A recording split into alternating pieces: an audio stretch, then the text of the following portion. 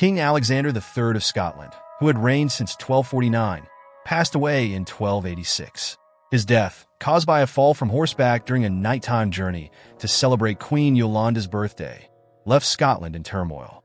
The king's only remaining heir was his 3-year-old granddaughter, Margaret, maid of Norway, as his second wife's unborn child was stillborn. With Margaret being the only legitimate heir, Scotland was poised on the brink of a succession crisis. The Guardians and the Treaty of Salisbury. In the wake of Alexander's death, 6 regents were appointed as Guardians of Scotland to manage the kingdom.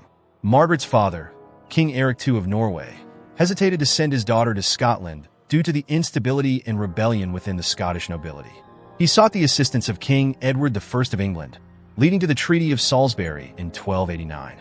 This agreement proposed Margaret's marriage to Edward's son, which led to further negotiations aimed at confirming Scotland's independence while securing the marriage. Margaret's tragic death and the succession crisis. Despite the efforts to stabilize Scotland, Margaret fell ill during her journey from Norway and died in Orkney in 1290. Her death plunged Scotland into an unprecedented succession crisis. 13 rival Scottish nobles emerged as claimants to the throne, and the threat of civil war loomed large. The Guardians, already working with Edward, sought his intervention to resolve the crisis and prevent conflict. Edward I's ambitious maneuvering. Edward I of England saw an opportunity to extend his influence over Scotland. He demanded to be recognized as Lord Paramount of Scotland in exchange for his help. The Scottish Guardians, despite their initial resistance, ultimately yielded to Edward's demands. By the end of 1291, Edward's authority was established, and he began to exert control over Scotland, taking charge of royal castles and appointing officials. The rise of John Balliol. Edward's involvement led to the selection of John Balliol as the King of Scotland after a series of meetings and arbitration. Balliol was crowned on November 30th, 1292, but his reign was marred by Edward's continued demands and growing discontent among Scottish nobles, particularly those loyal to Robert the Bruce. The Wars of Scottish Independence. Tensions escalated when Edward demanded that Balliol provide troops and funds for an English invasion of France. Balliol's refusal to comply set the stage for the First War of Scottish Independence.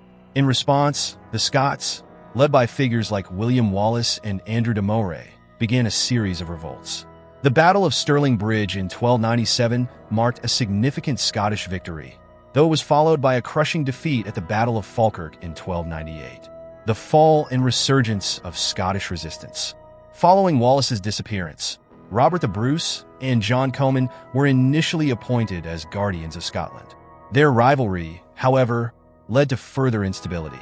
In February 1306, Bruce murdered Comyn, a move that would eventually lead to his own coronation as King of Scotland. Despite early setbacks, including a defeat at the Battle of Methven, Bruce's efforts began to turn the tide in Scotland's favor. The decline of Edward I and Scottish victories. Edward I's death in 1307 allowed Bruce to consolidate his position. The Scots achieved significant victories, including battles at Loudon Hill, Pass of Brander, and Bannockburn in 1314. The recapture of key castles, including Berwick, and the signing of the Declaration of Arbroath in 1320 marked Scotland's assertion of sovereignty.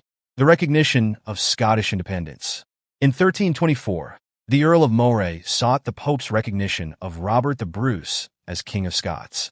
By 1328, the Treaty of Edinburgh-Northampton formally recognized Scotland's independence, bringing an end to the wars of Scottish independence and securing Scotland's status as a sovereign nation.